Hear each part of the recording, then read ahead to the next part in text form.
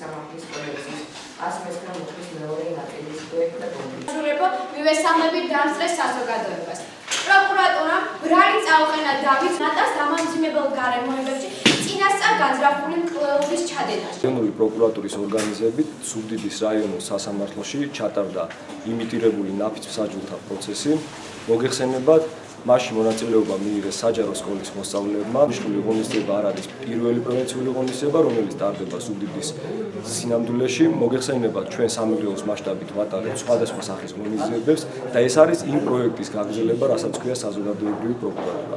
თავდაპირველად მინდა გაგარკვიოთ საქმის ვითარებაში დანაშაულამდე ნატასა და დავით შორის არსებობდა ურთიერთობა. ქალაქ ზუგდიდის პროკურატურის ორგანიზებით ტარდება იმიტირებული სასამართლო პროცესი, სადაც მონაწილეობას ხვებულობთ 3 სკოლა, ესენია ქალაქ ზუგდიდის 1 და მე-3 სკოლები, ასევე სოფელ კახეთის ნომერ 1 საჯარო სკოლა.